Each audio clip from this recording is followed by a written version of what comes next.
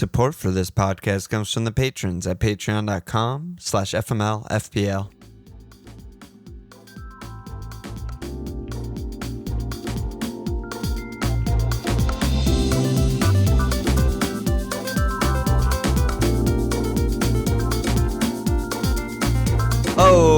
Okay, welcome to another Fireside Chat. This is Alon. We're right in the aftermath of the FA Cup fixtures and results, and therefore in the thick of the blank and double madness. There's no one better to talk to than Pras from the FPL Wire. Pras, buddy, how you doing?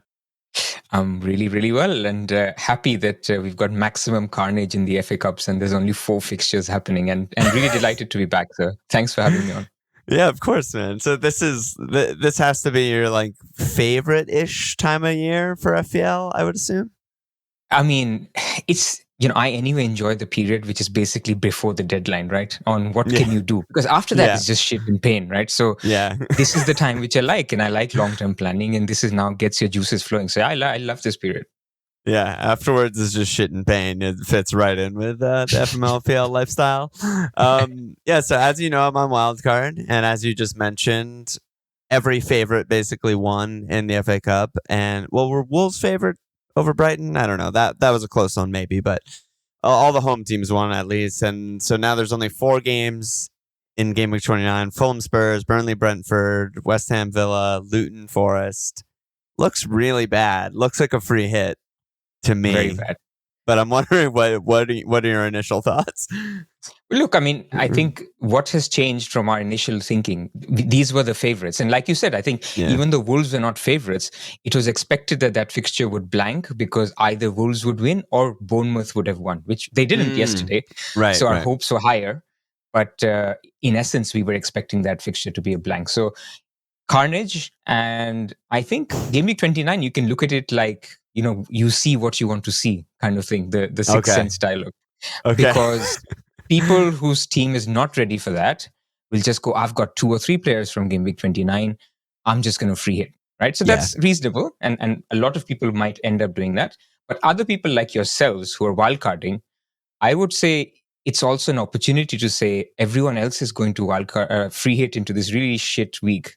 And there's only going to be like 4 or 5 picks. And if I can manage to get 9 or 10 players out, maybe even take a hit and avoid a free hit, and then save my free hit for this other double game week that is coming up in game week 34, which we will talk about. And I don't want to go too deep into it because there's a lot of permutations and we don't know everything yet. It could be a play, and it could be a play where you basically let everybody spunk their chips and get 10, 15 points, which is okay. And then you hope to do better later.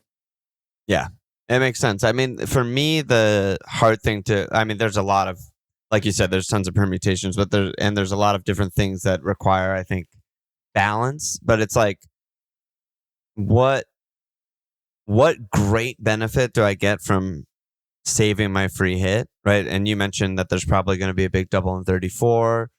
Will I or won't I be able to take advantage of that with a free hit or without a free hit? Like, I don't know, right? I don't know how the fixtures will fall. I don't know what my team will be. And I think we don't for sure know what the doubles will be either. So you can't really say for now.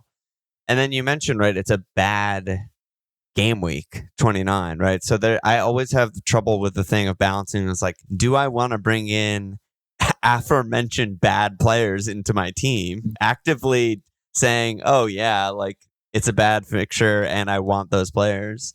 Or is it more valuable? Because then also I don't have the wild card to get rid of them, right? Which I think a lot of people will probably be wild carding out of their, non-free hit teams. Or do I want to just say, no, I'm just going to get all the players that I want and I want to hold longer than 2-3 game weeks and just free hit in for the bad week? So, I mean, these are pros and cons to everything, right? So if you're wildcarding now, I think what you need to think about is which of these teams in Game Week 29 are long-term holds. So I think in terms of all these, so West Ham, I don't think is a long-term hold. You could argue maybe Brentford, Tony could be a longer-term hold. You could argue maybe a Watkins. But what you'll need to do if you're not free hitting in Game Week 29 is basically load up on Luton players, which I know doesn't sound great. But why Luton is because you'll want them for the double. in 28. Yeah. Again, not the best double, and Yeah. you have them for 30. So I think you hit the nail on the head, where people who haven't wildcarded would be more tempted to just take a couple of hits, get through 29. Because the other thing is, if you look at 29, Spurs have a fixture. Who do Spurs play on the back of that? In game week 30, they play Luton at home. Villa have a fixture. Who do Villa play on the back of that? They play Wolves at home. So there's some nice fixtures coming out of the game week 29 free hit or non-free hit that you can just take advantage of. Another one, you sell Haaland, right? I mean, you basically free hit. If you don't free hit, you sell Haaland for a Tony. Haaland then plays Arsenal game week 30. So you can actually keep your Tony, who has an okay fixture home to Man United. He's going to score home to Man United. So it's just those trade-offs that you can think about over game week 29 and 30 that could make sense. But I do agree with you. If you're wildcarding, you don't want these shit players long-term and then end up with a really horrible team in game week 31. Yeah, that's the problem that I'm having. But I hear what you're saying. I mean, looking even at Fulham, who we would never really consider Fulham players, they're at Sheffield United in 30. Right? So it seems like maybe wildcarding in 30 won't be the move, and it'll be maybe in 31 for the teams that don't free hit, right? That looks feasible. I'm just worried that I'm going to be staring down the barrel of the team of Bowen, Ollie, Tony, all bad defenders and bad midfielders, because none of these teams have either of those. Yeah. And I'm going to be, I might have a good 28, 29, 30, but then in 31, I'm just like, okay, I'm, 8 players away from where I want to be. I just don't think it's possible to make a team that's not going to be absolutely horrible by the time game week 31 rolls around. See, the other side of this is, okay, you're saying I don't want to sacrifice my team for this. So I guess my question, then I'm going to turn the question and say, which week are you willing to sacrifice a little bit? So let's discuss game week 34 a little bit. Now this is early days, right? I mean, we haven't got the fixture gods with their predictions, but you're the fixture god. That's why you're here. I just plan with the ingredients that are given to me. Okay. There are people who actually cook the ingredients, and I'm not one of those. So James from Planet FPL and Ben Krellin and Talan Beeman, these are the guys. So by tomorrow or on Thursday, we should have basically a landscape of what we think 34 looks like and 37 looks like. But in a nutshell, what the FA Cup quarterfinal rounds draw has done is basically made it fairly obvious who these teams are going to be, who will reach the semi-final. Because Man City avoided Liverpool, Chelsea, and so therefore you just think that Man City should win against Newcastle. So that's one. Then you think Chelsea should beat Leicester at home. Again, Chelsea can do anything. Chelsea can be Chelsea, but these are more predictable than it would have been if Chelsea played Man United, for example, right? Or Man City played Liverpool. So you'd expect Chelsea to go through. You'd expect Man City to go through. Wolves versus Coventry is actually a really interesting one, because now Wolves is, you think, likely to get into the semi-final. Man United, Liverpool, there's 2 fans here on this, and I don't think neither of us disagree that Liverpool are going to beat Man United. So that's like 4 predictable games that happen in or that teams that will now blank in game week 34.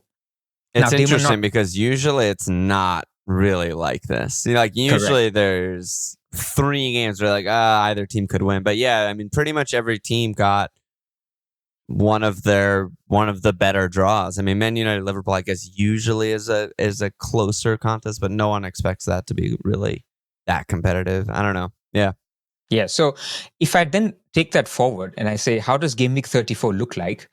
Game week 34, there is a scenario in which game week 34 means Spurs blank, because Spurs were meant to play Man City then, and Man City will make the semi-final. So that game doesn't happen. Jeez. It could be that the teams that actually double are the bad teams. So Man United could have a double with Newcastle at home and Sheffield United at home.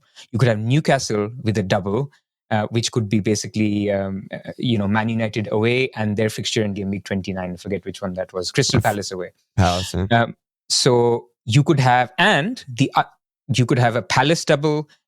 I talked about Sheffield United, Man United, Newcastle. So these are bad teams. I'm starting to see the free hit in my mind of Exactly. And the problem with the game week 25 free hit was all the single game weekers smashed it, right? The Arsenals, the Villas. in this particular week, in Game Week 34, the single Game Week teams are actually bad because Arsenal would likely play Chelsea. Because that's their fixture that's moved from 29. Man City would be away to Brighton. So again, their fixture from 29. So those are not fixtures where you're afraid of, you could go without Arsenal defense against Chelsea, maybe. Of course, you can be hurt. But these are fixtures that you can actually attack and say, I can get the doublers, triple Man United, which you would never, ever want.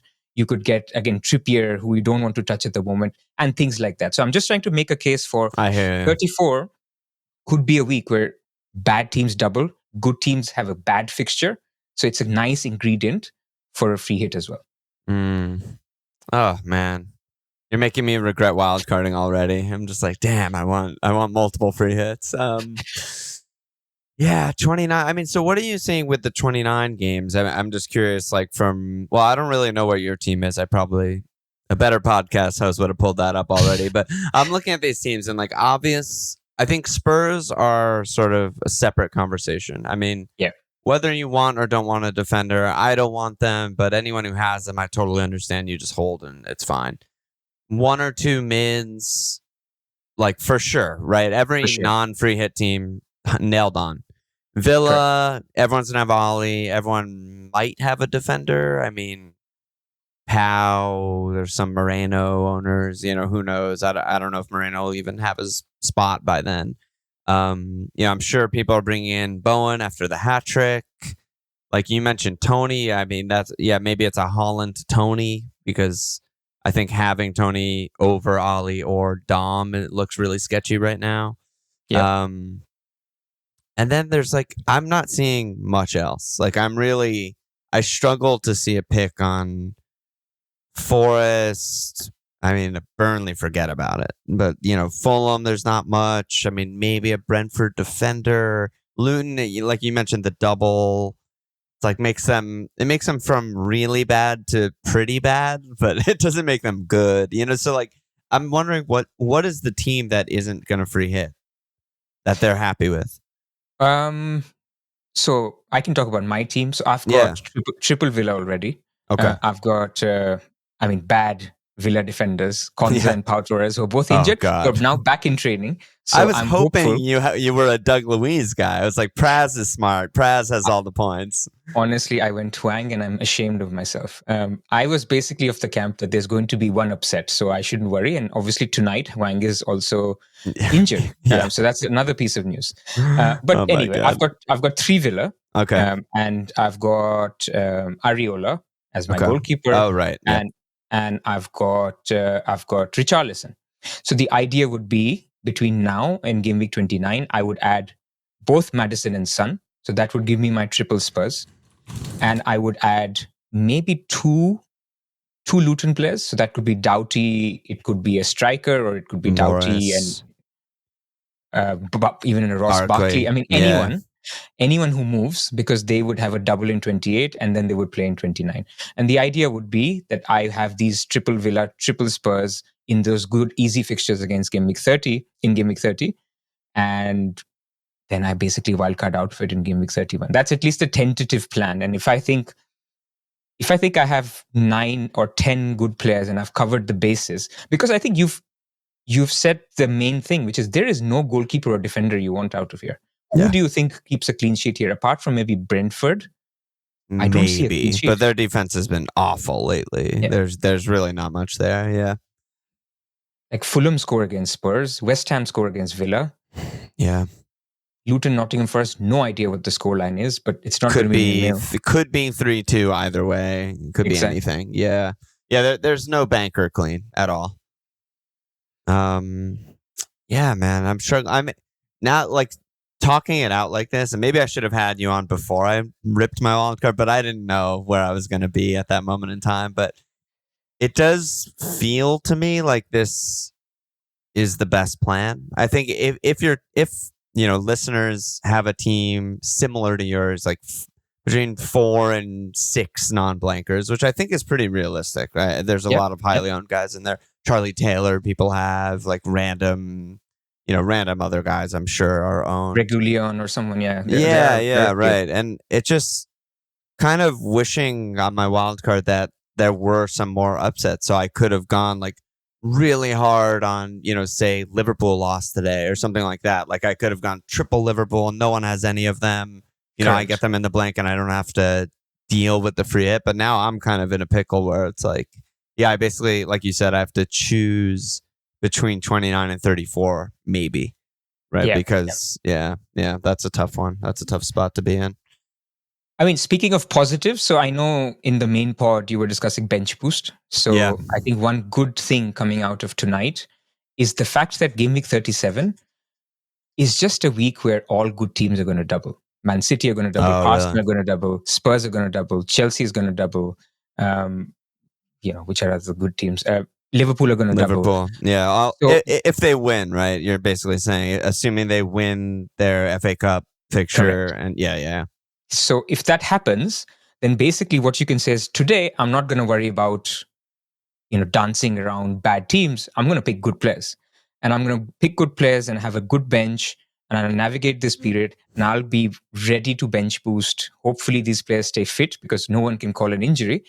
But I think that's just a very good week to bench boost. You have your nice Arsenal defenders, you have your Liverpool guys. You will not be able to afford everyone. Obviously, you can't have a Trent, Son, Salah, Haaland kind of Saka draft. Yeah. But you'll get there with some sacrifices. And I think the bench boost is just so appealing, because one of the things of Game Week 28 bench boost that you were considering, I don't, again, see good clean sheets. And so who would you sort of bet? Because let's assume you'll play the doublers. How would your Game Week 28 bench boost even look like? I mean, would you have a Porro or a Pau Torres who play each other? That's not a good bench. So who's actually on the bench? Yeah, I hear what you're saying. You're assuming like I would play Doughty, right? So then my bench defender would be like, I'm just making it up, but I don't know, Gusto home Newcastle, or I mean, you don't want Branthwaite away Man United. I mean, Palace home, right? You'd have Richards, Palace home Luton. I think you could find some decent fixtures there. You'd have a doubling keeper, maybe another doubler on the bench. Maybe you wouldn't start all of them. The thing I think it's viable, and it's basically between triple cap and bench boost. When do I want to use which? One of them sounds like it's going to be in 37. One of them sounds like it's going to be in 28. And I totally understand Walsh's case for Dom, who may also be hurt now, so that might just ruin everything right out the gates. But I think the case also for bench boost, I mean, it's similar to what Walsh was saying about triple cap. Is like we know everyone that's fit, and we know the doubles right now, so I can get all of them right now. We're 1 week away, unlikely to get hurt or suspended, and then I just have a bench boost, right?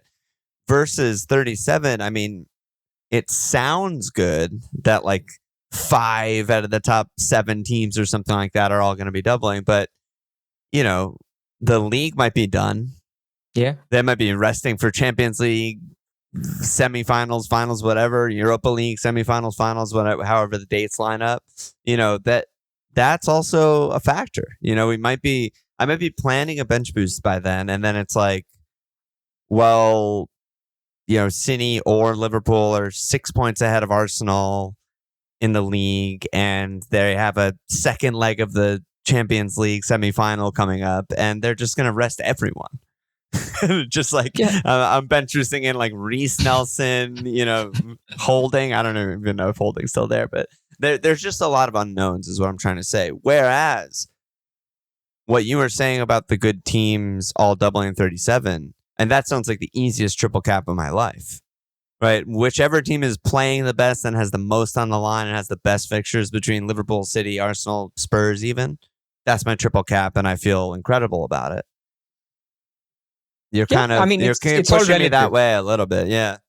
It's all relative. So I think you need to compare triple cap fit Solanke versus triple cap Salah or Haaland. Yeah. And also on the left side of the equation have bench boost 37 versus bench boost 28. And I just think no matter where the league is, it's not like Gabriel and Saliba will not play either game, or, if you're bench boosting with single game weekers plus a double game weeking keeper, then it's 4 fixtures or 5 fixtures that you're getting from your bench. I'd argue that if you're able to navigate towards it, and there could be a scenario that it's still a 3-horse race, Yeah. and then it could be fine. So I think there's pros and cons to it. There's no right answer, but I just wanted to make a case that good teams will double. So that's something you could keep in your mind. If Arsenal are out of it, then Saka can become Maddison, and things can, you can navigate towards certain things leading into 37.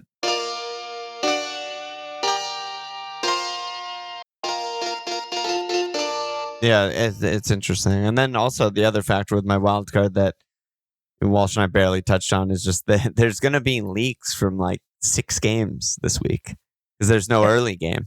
It's Correct. just the 3 p.m. So, that'll also factor into my wild card probably, right? Like I need Liverpool news. I need like, is Mo starting? Is Mo on the bench? Is Robbo starting? Is Robbo on the bench? Whatever. If I want to go Liverpool route into a free hit in 29. I mean, Villa, is Powell hurt? And which fullbacks are starting? Is Bailey starting?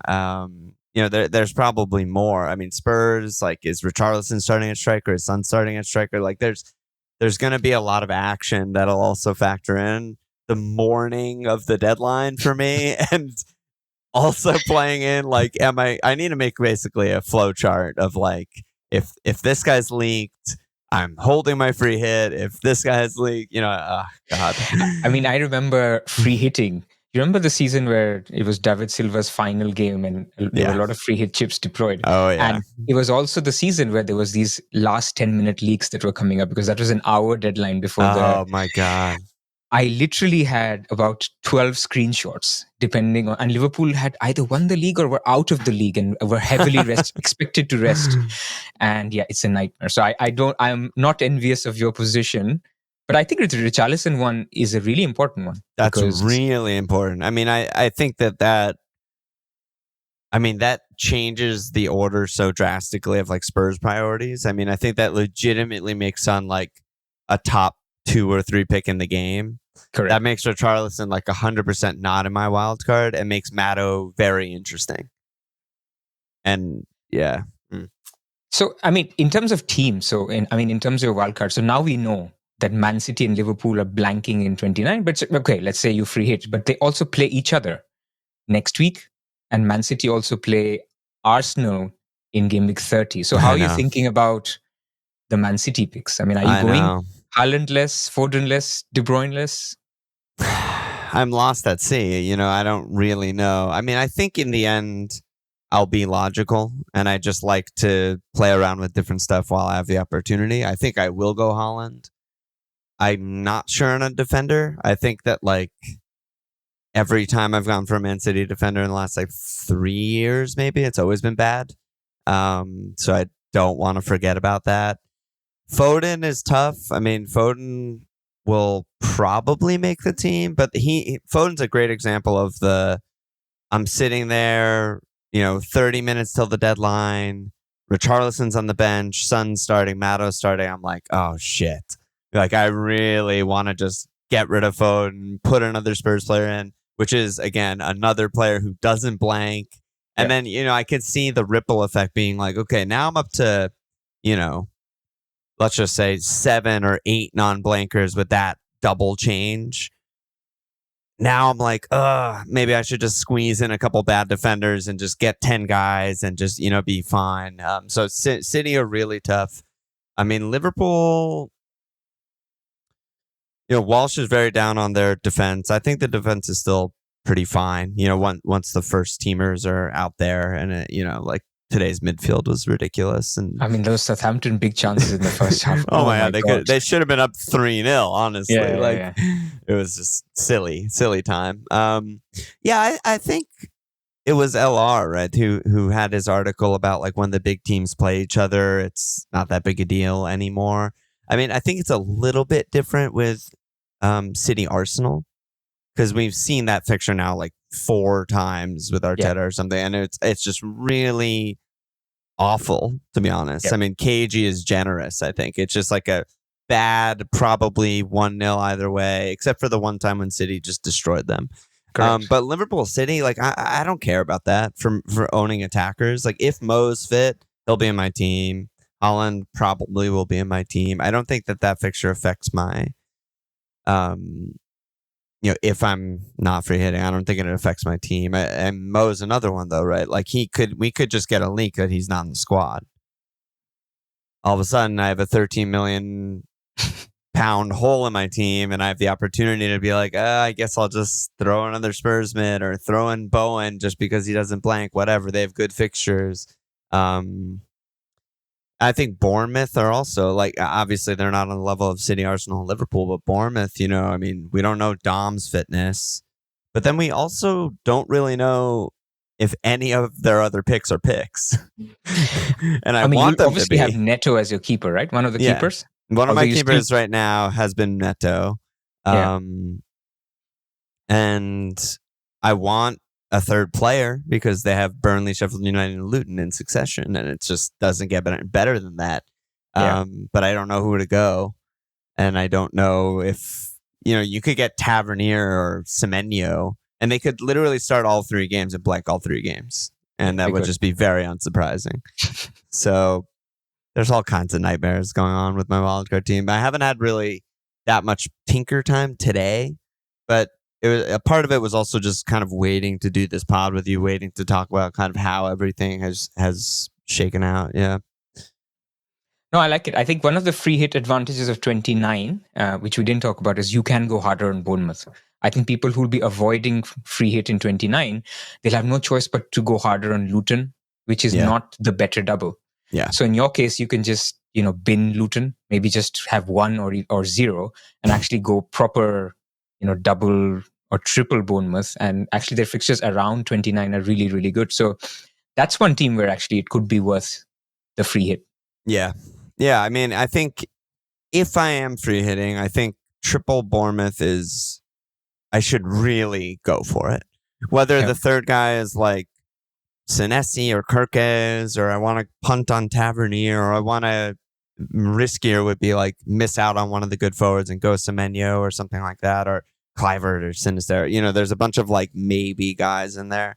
And again, like I could, if we're talking bench boost again, like Luton are obviously awful, even though they're kind of fun and everyone's kind of rooting for them a little bit. But like, and their double's bad. It's 2 away games. They're probably going to lose both.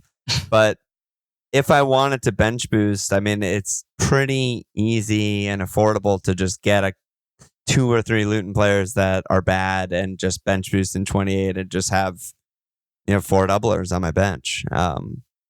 It wouldn't really mess up the structure at all, I don't think. I mean, you'd still need to get rid of those Luton players later because they're not a team you want to keep late, right? Right. So, I mean, I wouldn't worry about the keeper, right? Kaminsky would definitely be one of the 3, I think. But like, let's just say I went Kaminsky, Barkley, and a defender, and Barkley just is my fifth midfielder, like whatever. He's cheap. Probably will never have to deal with him because again, I will have used my bench boost, right? So like he can be red flagged the rest of the season. I hopefully won't have to deal with him. And then I mean the Luton defender, if it's Doughty or someone cheaper, probably maybe going someone cheaper is actually shrewd because this player will become my 5th defender who I never want to play also, right? So they're basically red flagged in my mind. So interesting strategy then. Again, I'm here to confuse you, not to solve anything. Yeah, I'm going to have to listen back to my own podcast. What a horrible feeling. So you could bench boost in 28 and not free hit in 29 because you would have your triple Luton. You would have 2 or 3 Spurs. You'd have Ollie Watkins. Maybe a Villa defender. I don't know what your plan is with Tony, but Haaland could become Tony in 29. Yeah, right. You're ticking most boxes. Yeah, I mean, I could just run 9 out there. And again, like I think one of the benefits that maybe we also didn't mention about just such a bad blank game week is like, honestly, running 7 out there is probably fine. Like, usually that's not fine. But if you have Ollie, Tony, who's probably the best captain, and at least, let's just imagine a world where Son is by far the best mid of the bunch, you're not going to get killed. I really don't think you're going to get crushed without getting just absurdly unlucky. Just like Luton clean and some other ridiculous clean that just like completely crushes you. Brentford clean, and everyone has all those players on their free hit or whatever. I feel like, and you're probably just gonna dodge a bunch of blankers and lose out on 8 points for minutes. And there's not really that many. You're not exposed to that high owned, high dangerous, Holland 200% EO kind of guy. It won't kill you, I don't think. Yeah, and coming back to the fact that these are hard to call fixtures, right? So some people may go Bowen home to Villa, but how Bowen could not do anything, and instead your Reguilon, who you've been carrying since game week 25, he cleans against Burnley. It's just when fixtures are tight and hard to call, it just says the free hit may not have the same upside. Look, someone's going to score points, and it could be that the free hitters actually smash it. But at least on paper, it feels like one where you need to really give it a thought. That is there a way I can get through it? I'm planning 3 hits between now and game week 30 before my wildcard, at a minimum. That's if there's no more injuries. No injuries, yeah. So that's already 12 points I'm giving to the field from people who will probably free hit. But I'm hoping that my free hit will get more than 12 points. Right. Than when than when people are navigating game week 34 without one. Yeah. Yeah. You know what? You are actually talking me into it a bit. I mean, I'm just not. I think part of it is FOMO is a very common FPL word at this point. I think everyone feels it all the time, but it's really fun, I think, to because when you free hit in a bad week like this, and this, but our listeners may not know, is it's really fun because you're basically playing a different game. Yeah. All of a sudden, you're just like talking yourself into Muniz, and you're talking yourself into Niakate and Elanga, and you're just like, oh my god, I'm seeing everything, and it kind of doesn't matter because you're gonna have the obvious good picks, of which there's only 4. So whatever you do elsewhere, it's just basically pure luck. Throw it at the dartboard. Hope you just hit with your eyes closed. And missing out on that feels bad, but I guess it's a potential thing where I'm just saving it, and I'm gonna get my delayed joy later in life when game week 34 rolls around. There'll be shit players to pick in game week 34. Yeah. I hope so. You'll have your double Crystal Palace, triple Man United attack. You'll have your double Newcastle defense, or Isak or whatever. So yeah, there'll be some bad picks, but I think the thing with the blank game week free hit, and again, this, but the listeners may not, but the thing with the blank game week free hit is it'll definitely be positive points, right? Yes, I mean, it's safer. It's much safer because you will have 4 more players or 3 more players on average, and the field that hasn't free hitted will be on a -4 minimum. Yeah. So that's 3 players plus 4 points that you start off with on your free hit. So it's going to be positive. If you look at game week 25 free hit, folks sold Saka, Watkins. They actually ended up negative 15, 20 points on the free hit. So I didn't know people even did that. That's brutal. Yeah. So that can happen, and that could happen in game week 34. If people avoid going for a Saka because he's playing Chelsea at home, I don't think I would do that on a free hit. But if they did, there is scope to get burnt on a free hit in a double game week. Always. I think that's an FPL staple. It's almost lore at this point, like a single game weeker outscoring a double game weeker. Just the classic. Unrelated to blanks, I mean, who are you capping this week? Just talk about your team. My story. I have PTSD from last year. Okay. Game week 9 last season. I don't know if you remember that. It was just after the wildcard. It was when Haaland played Man United at home. Oh, yeah. And I had just wildcarded, and I got Salah home to Brighton. And it was De Zerbi's first game. And I had read all this, that De Zerbi is an expansive manager. He's just going to play all out. Yep. And Salah's going to score a hat-trick. So I captained Salah. And that was the week when Haaland scored the hat-trick, right? The 2 assists. And 2 assists, yeah. And 2 assists. So it was 20 plus points. That was brutal. I just don't want to have that same feeling again. And my decision was made before him scoring 5 goals last night. And Salah braced. In that game? No. Salah only got 1 assist. In the Brighton game. No. The game week 9, he just got an assist. Oh God, I'm looking at I'm looking at this season. Wow, my Yeah. bad. Oh my God, So I had brutal, dude. 5-pointer against 23-pointer, whatever Ugh. Haaland got. So I So couldn't Holland's recover. your Oh yeah, answer. Haaland is my answer. Yeah. Okay, good. Where are you with captaincy? I think Holland's the best cap. I mean, the 5%er is if I don't own Holland, then I'll have to get interesting with it. But I think Holland's the clear best captain. But yeah, I I mean, mean, a Saka's lot of close. people are on Saka. Yeah. Yeah. I don't think it's a bad shout, but the thing is, now we saw what a De Bruyne does to a Haaland, which we didn't get in the double game week.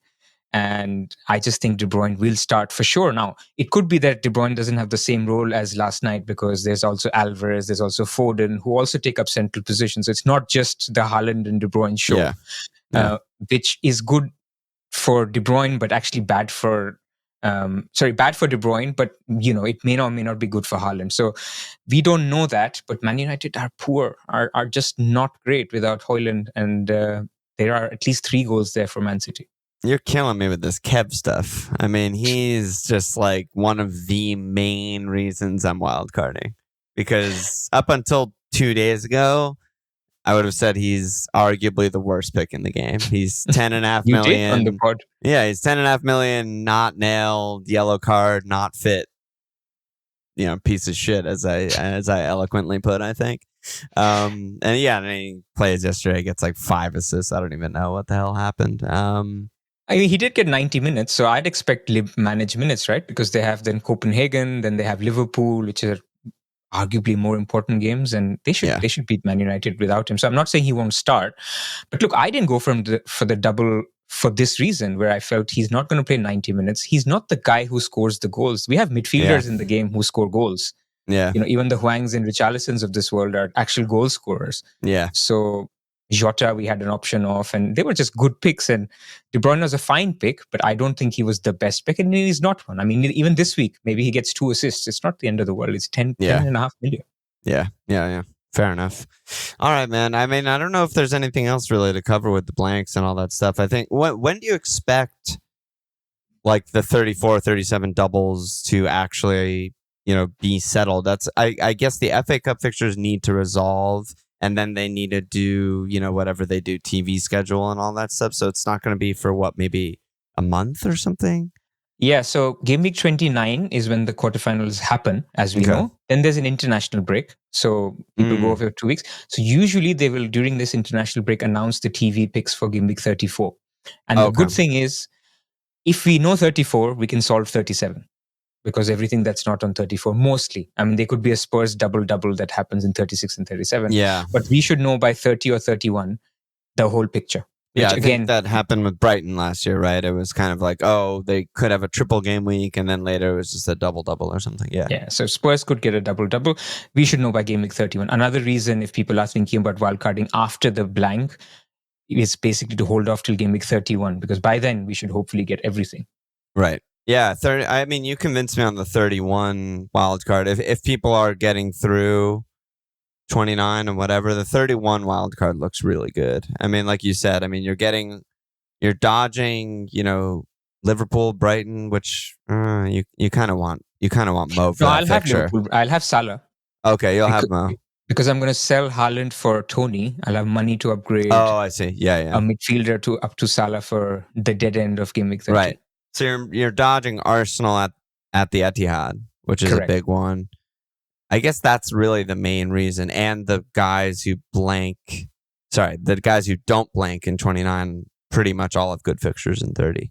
Yeah. Absolutely. The Spurs, Luton, and Villa Wolves. Yeah, that's a good 1-2 punch right there. That's good enough for me. Nice. All right, man. Yeah.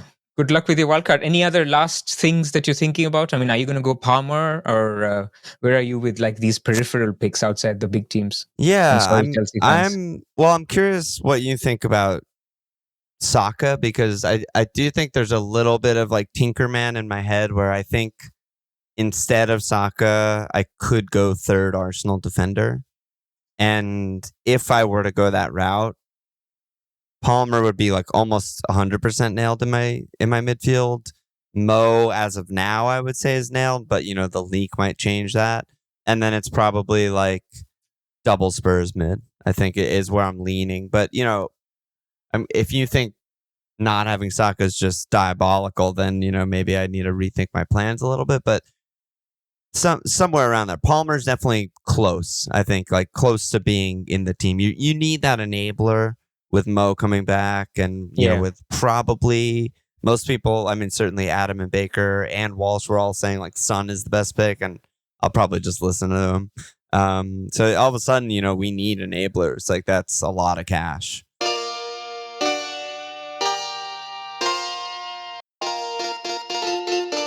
Correct. I mean, if you're planning Son, Salah, Haaland, then Saka is tough. And I think it's a little bit of a controversial view, but I think Palmer is more important than Saka for the rest of the season.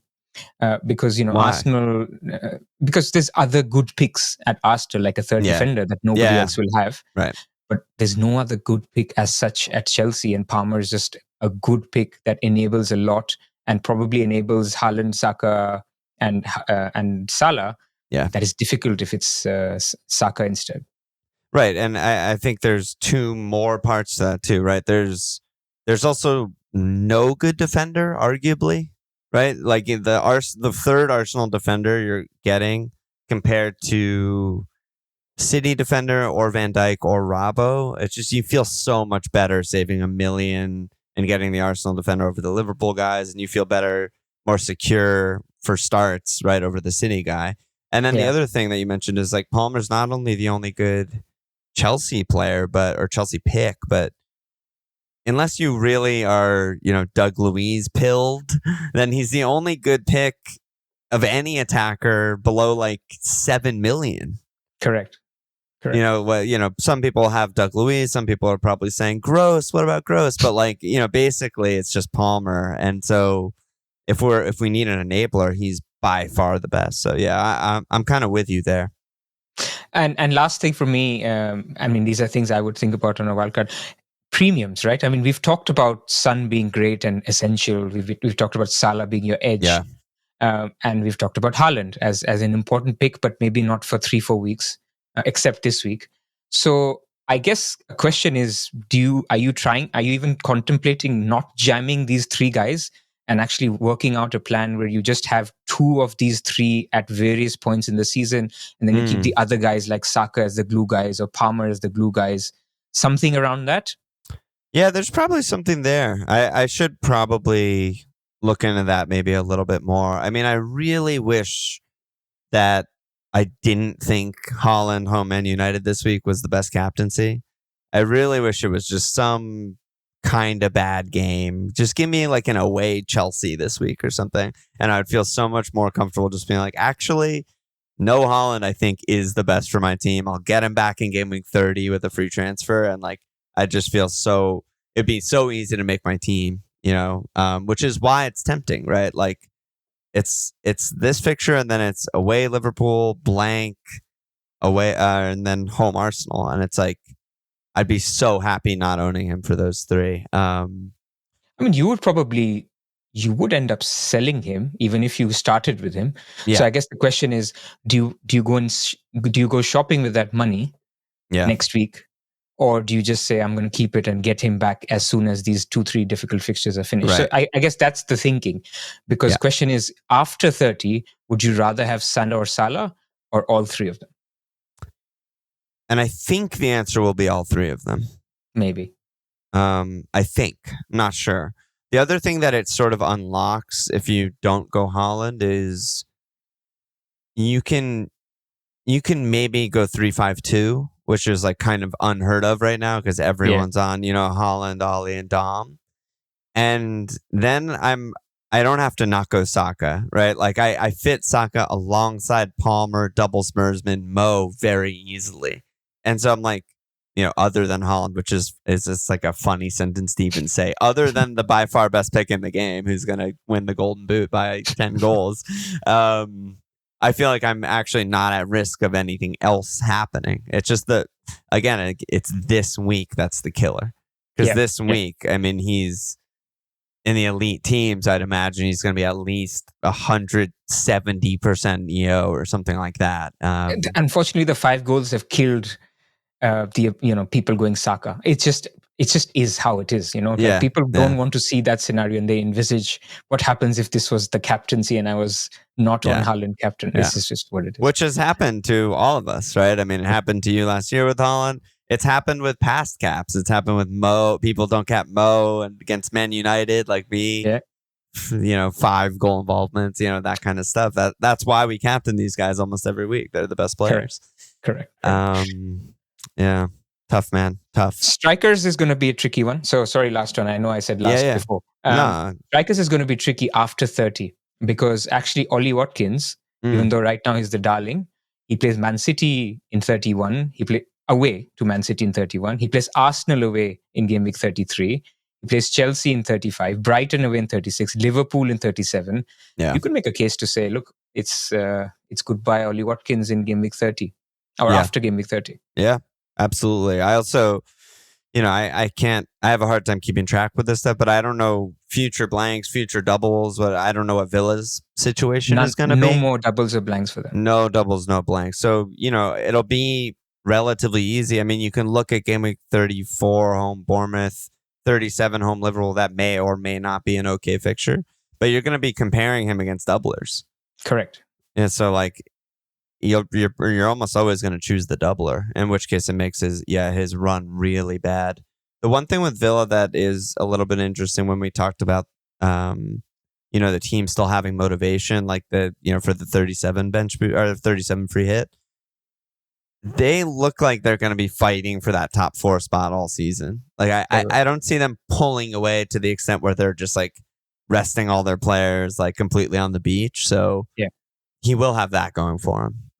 I think so. And I think even though Emery has this track record of European football with Sevilla, I think he, at some point, if he smells Champions League spot, the financial difference between winning their Mickey Mouse League, Europe League versus coming fourth is just huge. Yeah. At some point, he might just start playing the B team in those cups, even though he's progressing. Yeah. Yeah. We'll see how that goes. Oof, man. Okay. Yeah. A lot to think about. Like I said, I'm going to have to listen back and really soak it all in. But let's get out of here. Thanks as always for coming on. Where can people follow you, keep up with you, hear from you, etc.? Well, firstly, thank you for having me on again. It's been a pleasure. And I'm on Twitter or X as Pras, Pras_FPL. And I obviously podcast with the Wire Boys, Late Riser, and Zofar on a midweek basis. And I also do a Deadline Dilemma show with Flapjack on Fantasy Football Scout. So you can find me in various places. He's a busy, busy man. Where have you been if you don't know where Praz does his podcast? I mean, honestly. All right, man. Cheers. Lovely. Thank you very much.